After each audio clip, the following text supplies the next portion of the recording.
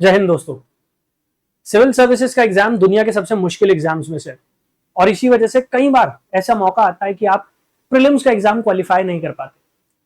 2025 को ही ले लीजिए, पेपर थोड़ा ट्रिकी था, एम्बिग्विटी काफी सारे क्वेश्चंस में थी और इसी वजह से वो एस्पिरेंट्स जो एक्सपेक्ट कर रहे थे कि वो 95-100 मार्क्स स्कोर कर रहे हैं, उनका प्रीलिम्स क्वालिफाई नहीं हो पाया। ऐसे में एस्पिरेंट्स को ऐसा लगने लग जाता है कि शायद वो इस एग्जाम को क्वालिफाई करने के काबिल नहीं और इसी वजह से ऑल्टरनेट करियर्स उसके बारे में वो सोचने लग जाता है, विच इज नॉट रॉन्ग, वो गलत नहीं है क्योंकि एक बैकअप होना जरूरी हो जाता है। बट क्या एक्चुअली अगर फर्स्ट या सेकंड अटेम्प्ट में आपका प्रीलिम्स क्वालिफाई नहीं हो पा रहा तो क्या आप इस एग्जाम को क्वालिफाई नहीं कर पाएंगे? यूपीएससी ने 2022-2023 की अपनी एनुअल रिपोर्ट पब्लिश की थी कुछ ही समय पहले। उस रिपोर्ट में यूपीएससी ने 2021 में जो फाइनली सिलेक्टेड कैंडिडेट्स हैं उनका एक डेटा प्रेजेंट किया है। उस डेटा में यह भी बताया गया है कि किस कैटेगरी के कितने कैंडिडेट्स थे जिन्होंने अलग अलग नंबर ऑफ अटेम्प्ट्स में इस एग्जाम को क्वालिफाई किया। एक बार जितनी भी डिफरेंट कैटेगरीज है और उन कैटेगरीज में कितने एस्पिरेंट्स ने first, second, third, fourth attempt में जाकर इस एग्जाम को क्वालिफाई किया, एक बार वो समझते हैं जिससे आप भी इस चीज को अंडरस्टैंड कर पाए कि मेजॉरिटी कैंडिडेट्स थर्ड या फोर्थ अटेम्प्ट में जाकर ही अपना सिलेक्शन अचीव कर पा रहे। इनिशियली जो आप देख रहे हैं वो schedule caste, schedule tribe, OBC, इन तीनों कम्युनिटीज से रिलेटेड डेटा है। इसके बाद हमारे पास ईडब्ल्यूएस, जनरल, वो भी डेटा है तो उसको भी एनालाइज करेंगे। तो सबसे पहले बात कर लेते हैं शेड्यूल कास्ट कम्युनिटीज की कि शेड्यूल कास्ट कम्युनिटीज में कितने कैंडिडेट किस अटेम्प्ट में सिलेक्शन ले पा रहे हैं। अगर ओवरऑल आप बात करते हैं, यहां पर बिल्कुल बाइफर्केशन है मेल और फीमेल का भी।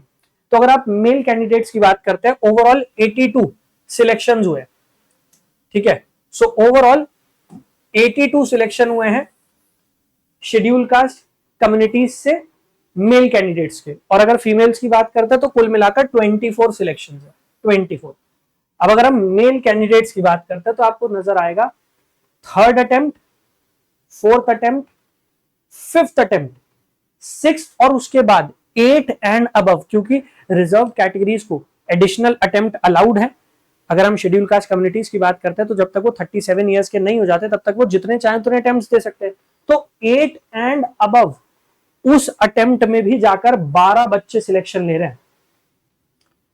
और अगर मैं बात करता हूं मेजॉरिटी सिलेक्शंस जो हुए हैं वो third attempt, fourth attempt, sixth attempt, इसमें आपको देखने को मिल रहा है क्लियरली।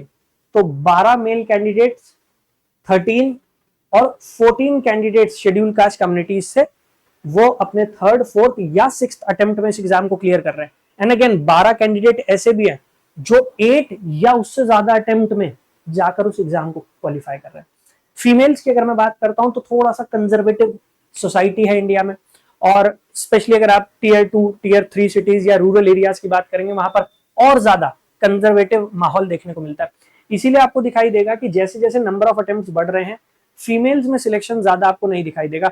वो जो हमारी सोशल कंडीशंस है उस वजह से भी हो सकता है। बट अगर आप देखेंगे तो फर्स्ट अटेम्प्ट में 5 कैंडिडेट्स ने सिलेक्शन लिया है, बट ज्यादा सिलेक्शंस जो है, मेजॉरिटी सिलेक्शंस, मैक्सिमम सिलेक्शंस वो थर्ड, फिफ्थ उन अटेम्प्ट्स में हो रहे हैं। 6 सिलेक्शन, तो मतलब थर्ड से लेकर फिफ्थ अटेम्प्ट तक, यहां पर भी हमने यही देखा था, थर्ड से लेकर सिक्स्थ अटेम्प्ट तक ज्यादा से ज्यादा सिलेक्शन हो रहे हैं।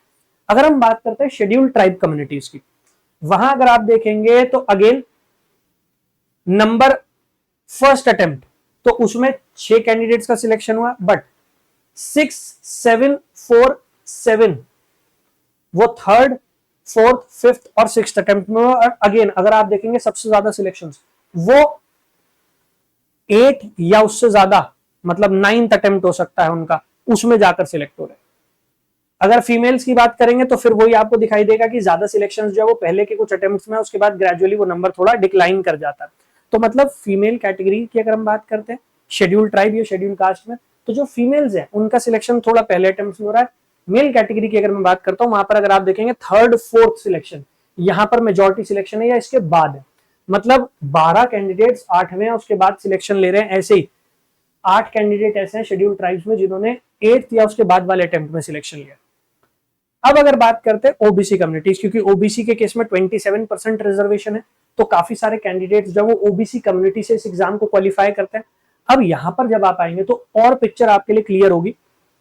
34 सिलेक्शंस थर्ड अटेम्प्ट में, 43 सिलेक्शंस फोर्थ अटेम्प्ट में, 25 सिलेक्शंस फिफ्थ अटेम्प्ट में, और उसके बाद 15 सिक्स्थ अटेम्प्ट में, सेवेंथ अटेम्प्ट में 16 और आठवां या उससे ज्यादा अटेम्प्ट में 17। तो मेजॉरिटी सिलेक्शंस जो है वो कॉन्सेंट्रेटेड है थर्ड से फिफ्थ अटेम्प्ट, थर्ड से लेकर फिफ्थ अटेम्प्ट तक मेजॉरिटी सिलेक्शन जो है वो क्लब्ड है। अगर पहले अटेम्प्ट में आपको सिलेक्शन नहीं मिल पा रहा तो आप भी ये बात अंडरस्टैंड कीजिए कि मेजॉरिटी स्टूडेंट्स जो सिलेक्शन ले रहे हैं यूपीएससी एग्जाम में वो अपने थर्ड से लेकर फिफ्थ अटेम्प्ट में जाके वो सिलेक्शन ले पा रहे हैं। फीमेल्स की अगर मैं बात करता हूं वही ट्रेंड आपको दिखाई देगा कि initial second attempt third attempt वहां पर ज्यादा सिलेक्शंस है, जैसे जैसे आप पीछे की तरफ बढ़ेंगे नंबर ऑफ सिलेक्शंस आपको कम दिखाई देते हैं।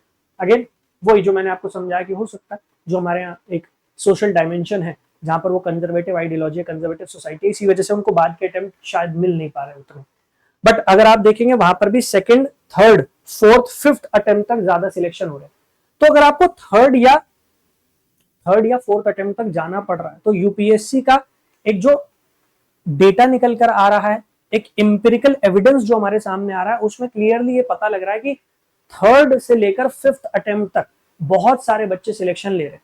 सो अगर आपका फर्स्ट अटेम्प्ट में नहीं हुआ है प्रीलिम्स क्वालिफाई, सेकंड अटेम्प्ट में नहीं हुआ है, डिसहार्टन होने की जरूरत नहीं है, क्योंकि ये यूपीएससी का ट्रेंड है, ये पैटर्न है। 2021 के जो फाइनल सिलेक्शन है ये डेटा उनसे रिलेटेड है। अब अगर हम ईडब्ल्यूएस कैटेगरी की बात करते हैं तो वहां पर भी आपको यही दिखाई देगा, third attempt, fourth attempt and fifth attempt, क्योंकि ईडब्ल्यूएस कैटेगरी के लिए एडिशनल अटेम्प्ट नहीं है, 6 ही अटेम्प्ट है जर्नल की तरह। तो यहाँ पर थर्ड, फोर्थ और फिफ्थ अटेम्प्ट में ज्यादातर सिलेक्शंस आपको दिखाई दे रहे हैं। ठीक है, अब अगर मैं बात करता हूं जनरल कैटेगरी की, सबसे पहले अगर जनरल कैटेगरी मेल की हम बात करते हैं तो second attempt, third attempt, fourth attempt, third और फोर्थ अटेम्प्ट में सबसे ज्यादा सिलेक्शंस कॉन्सेंट्रेटेड है, और उसके बाद आपके सेकेंड अटेम्प्ट में, एंड देन ग्रेजुअली फिफ्थ और सिक्स्थ अटेम्प्ट में आपको 19 सिलेक्शंस देखने को मिल रहे हैं। तो मतलब आपको सेकंड, थर्ड, फोर्थ अटेम्प्ट तक जाना पड़ सकता है जनरल कैटेगरी में भी उस सिलेक्शन को लेने के लिए। ये डेटा तो कम से कम उसी डायरेक्शन में पॉइंट आउट कर रहा है। अब ये जो एडिशनल आपको दिखाई दे रहे हैं सेवेंथ और एट्थ, वो एक्चुअली इस वजह से है क्योंकि कुछ कैंडिडेट्स ऐसे भी होते हैं जो जनरल कैटेगरी से, लेकिन वो पीपल विद बेंचमार्क डिसेबिलिटीज उस कैटेगरी में एग्जाम देते हैं और इसी वजह से उनको 3 एक्स्ट्रा अटेम्प्ट मिलते हैं। तो ये जो आपको सेवेंथ और एट्थ अटेम्प्ट दिखाई दे रहे हैं वो पीपल विद बेंचमार्क डिसेबिलिटीज उनसे रिलेटेड है। ठीक है, बट क्यूमुलेटिवली अगर आप देखेंगे जो सिलेक्शन हो रहा है वो थर्ड, फोर्थ और उसके बाद सेकेंड अटेम्प्ट, सबसे ज्यादा सिलेक्शन जो हुए हैं वो फोर्थ अटेम्प्ट में हुआ, सबसे ज्यादा सिलेक्शन। अगर आप ईडब्ल्यूएस की भी बात करेंगे, अगर आप जनरल कैटेगरी की बात करेंगे, उसके बाद अगर आप देखेंगे तो थर्ड अटेम्प्ट, तो मतलब तीसरा और चौथा अटेम्प्ट बहुत इंपॉर्टेंट हो जाता है। वो इसलिए भी है क्योंकि जब तक आप अपने थर्ड या फोर्थ अटेम्प्ट तक आते हैं आपको अपनी गलतियों का रियलाइजेशन होने लग जाता है, आपको ये पता लग जाता है प्रीलिम्स में मैं कहाँ फॉल्टर कर रहा हूँ, कहाँ मेरे से गलती होगी। मेंस अगर आप लिख कर आ रहे हैं तो हर मेंस के साथ आप निखर रहे हैं, आपको समझ में आ रहा है कि मेरी मिस्टेक्स कहाँ हो रही है, कैसे मैं अपने मार्क्स को इंप्रूव कर सकता हूँ, कैसे मैं एस्से राइटिंग में ज्यादा मार्क्स स्कोर कर सकता हूँ। यूपीएससी ने अगर किसी पेपर में मुझे ज्यादा मार्क्स दिए हैं तो वो क्यों दिए, क्योंकि जब आप पेपर करके आते हैं तो आपको अंदाजा होता है कि कौन सा पेपर अच्छा गया, कौन सा खराब गया, किस पेपर को आपने किस पॉइंट ऑफ व्यू से अटेम्प्ट किया था, वो सब आपके लिए इंपॉर्टेंट हो जाता है। तो याद रखिएगा थर्ड एंड फोर्थ अटेम्प्ट और उसके बाद फिफ्थ अटेम्प्ट तक भी बच्चे जा रहे हैं सिलेक्शन लेने के लिए, but third and fourth attempt ये सबसे इंपॉर्टेंट हो रहा है। फीमेल कैटेगरी में भी देखेंगे तो सेम है, सेम आपको पैटर्न दिखाई देगा और उसके बाद सेकंड अटेम्प्ट, तो मतलब तीसरा और चौथा अटेम्प्ट जो है वहां पर मेजॉरिटी बच्चे अपना सिलेक्शन ले रहे हैं। आप किसी भी कैटेगरी को उठाकर देख लीजिए, थर्ड एंड फोर्थ अटेम्प्ट वो इंपॉर्टेंट हो रहा है। तो अगर पहला अटेम्प्ट दिया था और नहीं हुआ है तो डिसहार्टन होने की कोई जरूरत नहीं है, वो इंपिरिकल डेटा यही बात सजेस्ट कर रहा है। सिमिलरली अगर आप ओवरऑल देखेंगे टोटल मेल कैटेगरी में सबसे ज्यादा सिलेक्शन कहां दिख रहे हैं आप, थर्ड और फोर्थ। फीमेल कैटेगरी में थर्ड, फोर्थ एंड सेकंड। ठीक है, तो मेहनत करते रहिए, डिसहार्टन होने की जरूरत नहीं है। अप्स एंड डाउन है वो आएंगे इस जर्नी में, इस तैयारी में आएंगे। ये जितने कैंडिडेट्स हैं जिन्होंने सिलेक्शन लिया है इन सबकी जर्नी में ये अप एंड डाउन आए हैं, और अगर आप इस चार्ट को देखेंगे, इस डेटा को देखेंगे तो क्लियरली रिप्रेजेंट कर रहा है फाइनली रिकमेंडेड कैंडिडेट्स। ये फाइनली रिकमेंडेड कैंडिडेट्स जो है यहां पर अगर आप देखोगे तो थर्ड और फोर्थ अटेम्प्ट क्लियरली यहां पर वो पिक्चर पेंट हो रही है कि थर्ड और फोर्थ अटेम्प्ट सबसे कम सिलेक्शन आपको पहले अटेम्प्ट में ही दिख रहे हैं, दूसरे अटेम्प्ट में थोड़े बढ़ जाते हैं, पीक जो है वो थर्ड और फोर्थ अटेम्प्ट पर आकर हो रही है।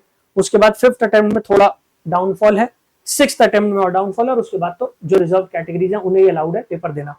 तो थर्ड या फोर्थ अटेम्प्ट तक जाना पड़ रहा है वो सिलेक्शन लेने के लिए। सो मेक श्योर कि आप मेंटली भी उस चीज के लिए तैयार रहें कि हो सकता है कुछ प्रॉब्लम्स रही हो सकता है कुछ कमियां रही हो, आपकी तैयारी में फ्लॉज हो सकते हैं, उनको रिमूव करना है। और थर्ड फोर्थ अटेम्प्ट में सिलेक्शन मिल रहा है, बहुत सारे कैंडिडेट्स उन्हीं अटेम्प्ट्स में जाकर उसी रेंज में जाकर सिलेक्शन ले पा रहे हैं, आप भी ले पाएंगे। बट मेक श्योर कि आप मेहनत करते हैं। अगर आप एक अटेम्प्ट प्रीलिम्स क्वालिफाई नहीं कर पाए, अच्छा नहीं हुआ, और उसके बाद आप डिसहार्टन हो जाते हैं, तो फिर क्या हो जाता है ना, आप ऑफ ट्रैक होने लग जाते हैं। अब आप खुद ही देखिए 2025 का पेपर बहुत सारे कैंडिडेट्स का अच्छा नहीं गया। जब वो पेपर अच्छा नहीं गया तो वहां पर एक पेसिमिज्म सा आ गया है। बहुत सारे एस्पिरेंट्स ऐसे हैं जो ये सोच रहे हैं कि यार हमने तो इतना अच्छा से तैयारी की, हमने टेस्ट भी किए, रिवीजन भी किया, बट नहीं हो पाया। That's how the exam is, उसका नेचर ही कुछ ऐसा। आपने इस डेटा से भी वो अंडरस्टैंड कर लिया, ठीक है। तो तैयारी करते रहिए। चैनल पर नए हैं तो चैनल को सब्सक्राइब कर लीजिए, बेल आइकन को प्रेस कर लीजिए। मैं डेली बेसिस पर 2 लाइव क्लासेस कंडक्ट कर रहा हूँ चैनल पर, एक प्रीलिम्स ओरिएंटेड, एक मेंस ओरिएंटेड। 12 बजे पॉलिटी की क्लास चल रही है, ये पॉलिटी की क्लास प्रीलिम्स ओरिएंटेड है। यहाँ पर हमारी कोशिश यही है कि नेक्स्ट ईयर आप प्रीलिम्स क्वालिफाई कर पाए, आपकी मिस्टेक्स वो रेक्टिफाई हो जाए, हम उस पर काम कर रहे हैं। देन 4 बजे जो क्लास हो रही है वो आंसर राइटिंग की क्लास। आंसर राइटिंग की क्लास ऑब्वियसली मेन स्पेसिफिक है। मैं डेली बेसिस पर बच्चों को क्वेश्चन दे रहा हूँ, वो आंसर सेंड करते हैं। 4 बजे क्लास होती है, मैं लाइव क्लास में उनके आंसर्स पर फीडबैक प्रोवाइड करता हूँ। तो अगर आपको भी फीडबैक चाहिए, आप इस टेलीग्राम चैनल को ज्वाइन कर लीजिए। इस टेलीग्राम चैनल पर शाम को 8 बजे के बाद आफ्टर 8 PM मैं क्वेश्चन प्रोवाइड करूंगा। आप उसका आंसर लिखकर मुझे नेक्स्ट डे सेंड कर सकते हैं 1:30 बजे, ठीक है। 1:30 बजे आप मुझे उसका आंसर सेंड कर सकते हैं, मैं लाइव क्लास में आपका आंसर चेक कर दूंगा। आंसर कहां सेंड करना है वो भी मैं आपको इसी टेलीग्राम चैनल पर बता दूंगा, तो आप सिर्फ इसे ज्वाइन करें, ठीक है। अगर ज्वाइन नहीं हो रहा है QR कोड के थ्रू तो आप इस टेलीग्राम आईडी पे मुझे मैसेज कर दीजिए, मैं आपके साथ टेलीग्राम चैनल को शेयर कर दूंगा, आप उसके थ्रू ज्वाइन कर लीजिएगा। Plus if you are genuinely preparing for the exam और आप चाहते हैं नेक्स्ट ईयर आप उसे क्वालिफाई कर पाए, देन बैचेस भी लॉन्च हो गए हैं। इनफैक्ट 22 जुलाई से 22 जुलाई से एक नया बैच प्लान कर लिया है। ये बैच मैं शुरू करूंगा ज्योग्राफी से, और फाउंडेशन बैच है। फाउंडेशन का मतलब होता है प्रीलिम्स और मेंस दोनों का कवरेज। तो यहाँ पर प्रीलिम्स और मेंस दोनों कवर होगा। प्रीलिम्स में जितने आपके सब्जेक्ट हैं, चाहे पॉलिटी हो, ज्योग्राफी हो, इकोनॉमी हो, एनवायरमेंट, वो सब हम कवर करने जा रहे हैं। इनफैक्ट मेजॉरिटी सिलेबस मैं कवर करूंगा, आपके लिए टेंशन लेने की जरूरत नहीं, मैं खुद करूंगा। तो वो जो मेरी टेक्निक्स है माइंड मैप के थ्रू चीजों को कवर करवाना, सभी सब्जेक्ट में वो माइंड मैप के थ्रू भी मैं चीजों को कवर करवाऊंगा। तो आप डायरेक्टली भी एडमिशन ले सकते हैं हमारी वेबसाइट पर जाकर, और अगर आपको कुछ भी डाउट है किसी बैच के बारे में तो आप इस नंबर पर कॉल कर सकते हैं, व्हाट्सएप मैसेज ड्रॉप कर सकते हैं, आपको सारी इंफॉर्मेशन प्रोवाइड कर दी जाएगी। इसके साथ साथ मेंटोरशिप के बैचेस भी अवेलेबल है। तो अगर आप एक ऐसे कैंडिडेट हैं जो सेल्फ स्टडी कर रहे हैं बट आपको एक प्रॉपर गाइडेंस चाहिए, आप प्रॉपर गाइडेंस में रहकर तैयारी करना चाहते हैं, you want to make sure कि नेक्स्ट ईयर तैयारी में कोई फ्लॉ ना बचे, तो आप रीच आउट कीजिए। मेंटोरशिप का प्लान भी आप लोगों के लिए अवेलेबल है। एडमिशन लेने के लिए आपको क्या करना है, आपको जाना है गूगल पर जाकर टाइप कर दीजिए यूपीएससी टॉपर्स हब। वेबसाइट का नाम है यूपीएससी टॉपर्स हब। जब आप इसे टाइप करेंगे तो आप आ जाएंगे हमारी वेबसाइट पर। यहाँ पर सारे के सारे बैचेस जो है वो दिए गए। कॉम्बो बैचेस भी अवेलेबल है, कॉम्बो के साथ साथ सिंगल बैचेस भी अवेलेबल है। जिस भी बैच में एनरोल करना चाहते हैं, चाहे मेंटोरशिप है, चाहे फाउंडेशन है, और चाहे ऑप्शनल का बैच है, एडमिशन ले सकते हैं। कोई डाउट है, कोई सवाल है, कॉन्टैक्ट अस पे जाइएगा, नंबर दिया गया। मेक श्योर कि आप एक कॉल कर लो, एक व्हाट्सएप मैसेज ड्रॉप कर दे, आपको इन्फॉर्मेशन मिल जाएगी। और हाँ, फ्री स्टडी मटेरियल भी वेबसाइट पर अवेलेबल है। उसके लिए आप जाइए आवर कोर्सेज में जाएंगे तो यहाँ फ्री स्टडी मटेरियल का सेक्शन है, यहाँ चले जाना। यहाँ पर ये सारा का सारा फ्री स्टडी मटेरियल आपके लिए अवेलेबल है, प्रीलिम्स और मेंस दोनों से रिलेटेड। तो यहाँ पर मेंस आंसर राइटिंग से रिलेटेड पीडीएफ है, ऊपर आपको प्रीलिम्स से रिलेटेड पीडीएफ मिल जाएगी। Alright, I wish you all the very best. लग के तैयारी कीजिएगा, जिससे थर्ड अटेम्प्ट नहीं, सेकंड या फर्स्ट अटेम्प्ट में ही आप सिलेक्शन ले पाए। जय हिंद।